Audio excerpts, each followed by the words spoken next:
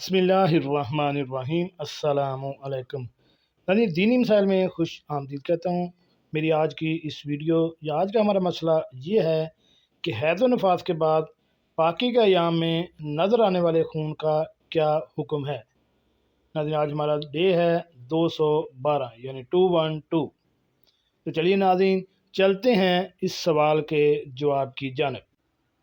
नाज़रीन, सवाल ये है कि जिसको पाकी के दिनों में हल्का सर्द या जर्द या हल्का ब्राउन या सफ़ेद या कभी बिल्कुल शफाफ पानी की तरह का मादा नज़र आता है, तो अपने हैज़ के ख़त्म होने का कैसे अंदाज़ा लगाए। इसकी आदत 6 या 7 दिन है।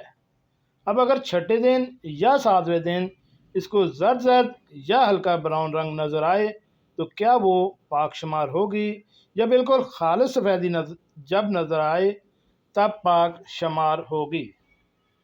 तो नाज़रीन, इस सवाल का जवाब ये है कि सूरत मसूला में खालिस सफ़ेदी के अलावा बाकी तमाम रंग हैज़ के शुमार होते हैं।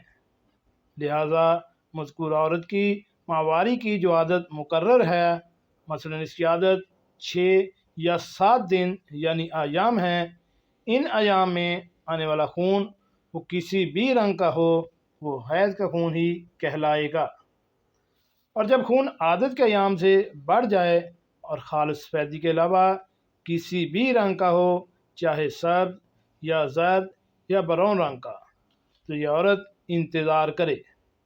अगर ये खून 10 दिन मुकम्मल होने से पहले बंद हो जाता है, तो ये तमाम अयाम मुकम्मल हैज़ के शुमार होंगे और इसको आदत की तब्दीली शुमार किया जाएगा।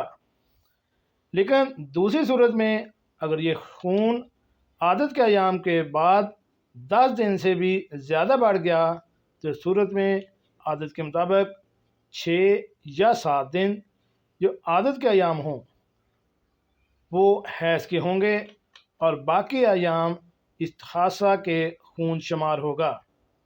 और इस्तिहासा के अयाम के नमाज और रोज़े दोनों की क़ज़ा लाजम होगी, जबकि हैज़ के दिनों के सिर्फ रोज़ों की ही क़ज़ा होगी।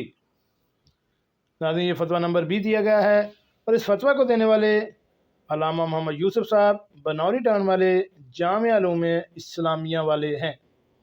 अगर आपको इस मसले यानी फतवे के मुतालिक किसी भी किस्म का कोई अवाम है, तो आप हमें कमेंट्स बॉक्स में लाजमी कमेंट्स कर सकते हैं।